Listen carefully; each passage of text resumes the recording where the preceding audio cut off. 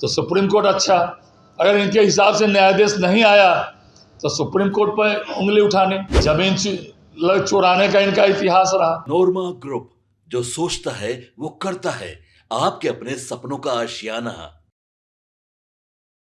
नमस्कार, भारत लाइव देख रहे हैं आप और मैं हूं आपके साथ नंदनी। अभी मौजूद है बीजेपी दफ्तर में, जहां आज बड़ी कॉन्फ्रेंस रखी गई थी, जहां पर बीजेपी मंत्री संजय सरागनी ने एक पीसी की, इसको लेकर के आज महागठबंधन के नेताओं पर जोरदार हमला भी बोला है। वीडियो में सुनिए क्या कुछ कहते नजर आ रहे हैं बीजेपी मंत्री संजय सरागनी। चुनाव आयोग ने तो स्पष्ट कर दिया 7 दिन के अंदर आप जवाब दीजिए।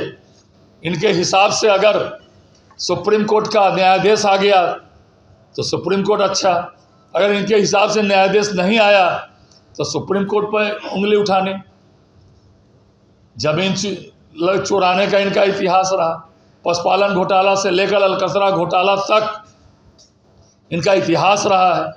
और जिनके पार्टी के बड़े नेता सजा याफ्ता है, कोर्ट ने सजा दिया है, और ऐसे लोग संवैधानिक संस्थाओं पर उंगली उठाते हैं और वोटर अधिकार यात्रा निकालते हैं, क्योंकि इनको पता है कि नवंबर के बाद होने वाला क्या है।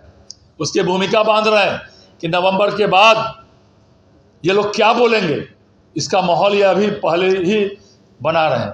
इसलिए इनकी वोटर अधिकार यात्रा फर्जी यात्रा है और फर्जी वोटरों को बचाने की यात्रा है। ये किसी हालत में भी चुनाव आयोग बर्दाश्त नहीं करने वाला है। किसी के प्रश्न तो ले सकते हैं जी बताएं।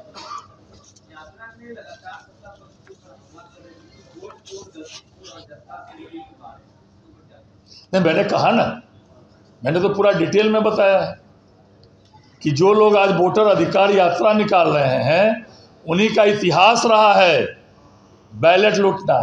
2 आदमी मिलकर बैलेट बॉक्स में स्याही डाल देना, 2 आदमी मिलकर पूरा बैलेट को बक्सा में डाल देना। बैलेट बॉक्स इनके समय में नाली में रहता था, नाली में गिरा रहता था। 90% 95% कैसे ठप्पा मार के ये लोग जो है करते थे, वोटर का अधिकार हनन करते थे, वोटर को बूथ पर जाने नहीं देते थे ये लोग अपने समय। और आज तो ईवीएम आ गया, एक मतदाता आज कितना भी बड़ा से बड़ा डॉन माफिया हो, इनके समय तो डॉन माफिया की बोली लगती थी। आग्नेय शस्त्र रिवाल्वर लेके ये लोग जाते थे बूथ कैप्चरिंग करने के लिए, लेकिन आज कितना भी बड़ा से बड़ा डॉन हो उसको भी एक ही वोट का अधिकार है। और आम गरीब अति पिछड़ा अनुसूचित जाति समाज का गरीब गुरबा हो उसको भी एक ही वोट का अधिकार है। इसीलिए ये लोग जो है विलाप कर रहे हैं। आने वाले समय में इनका क्या हश्र होने वाला है ये लोग खुद ही सर्वे करके ये जान चुके हैं, इसीलिए भूमिका बांध रहे हैं। सवाल यह भी उठ रहा है कि जब इलेक्शन कमीशन से सवाल होता है भाजपा जवाब क्यों देने लगती है? नहीं, इलेक्शन कमीशन ने जवाब दिया है, आप लोगों ने लाइव किया है। चुनाव आयोग के मुख्य चुनाव आयुक्त ने इनको कहा है कि आप गलत बयानी मत करिए, वोटरों की इज्जत से मत खेलिए, 7 दिन के अंदर आपको जवाब देना होगा, देश से माफी मांगिए, नहीं तो। स्पष्ट रूप से चुनाव आयोग ने कहा है। लेकिन संवैधानिक संस्थाओं पर उंगली उठाना, संवैधानिक संस्थाओं पर झूठा आरोप लगाना, ये कहाँ तक उचित है?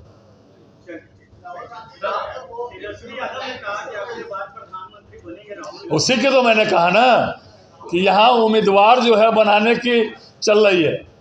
तेजस्वी यादव चाहते हैं कि मुझे मुख्यमंत्री का उम्मीदवार घोषित कर दिया जाए, मैं उम्मीदवार बन के घूमूं, और राहुल गांधी को वो प्रधानमंत्री बना के घूम रहे हैं।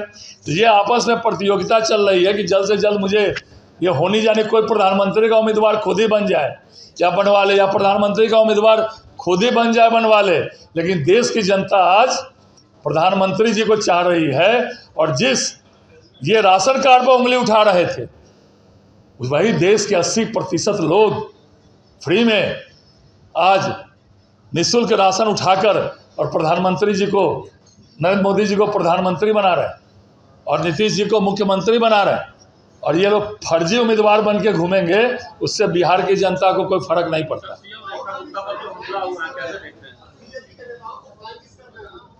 चलिए, सीएम रेखा गुप्ता पर हमले को कैसे देखते हैं? निश्चित रूप से तो निंदनीय है। माननीय मुख्यमंत्री जी जनता के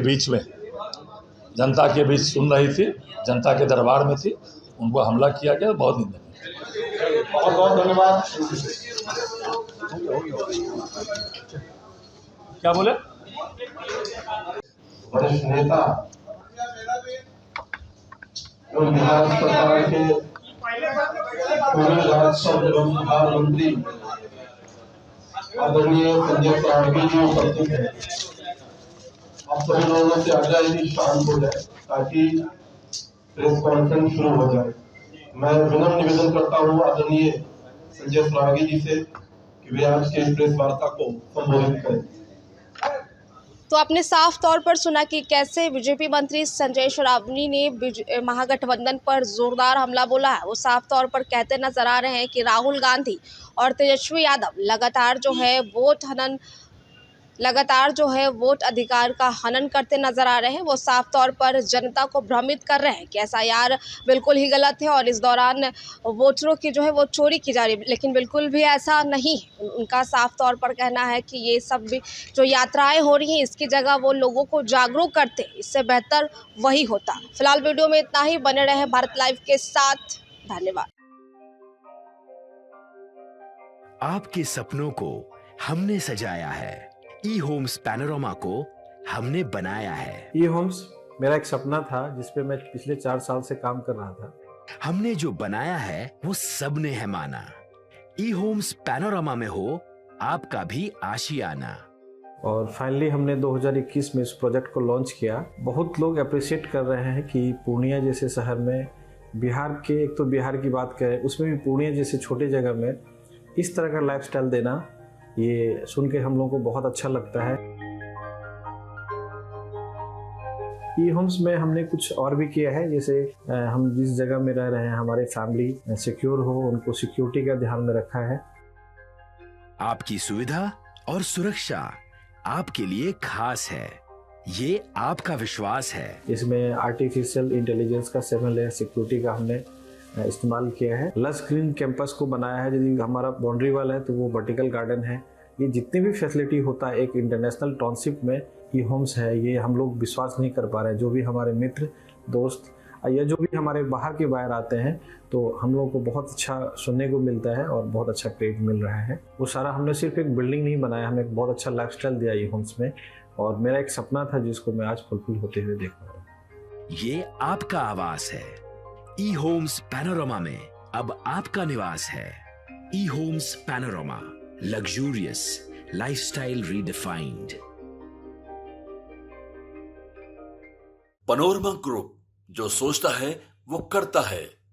अगर ये वीडियो पसंद आई और वह बिहार के राजनीति और बिहारियत से सरोकार रखेनी तो सब्सक्राइब बटन दबा के चैनल के सब्सक्राइब कर ली। ओजे एगो घंटी बा, ओकरा बटन दबा देला से कुल सटीक और मारक खबर रुआ मुफ्त में मिल जाई। अगर रुआ पत्रकारिता के हमनी के नया प्रयोग में सहयोग कर चाहतानी तो ज्वाइन बटन दबा दी। पेटीएम नंबर नोट कर ली 9386816700।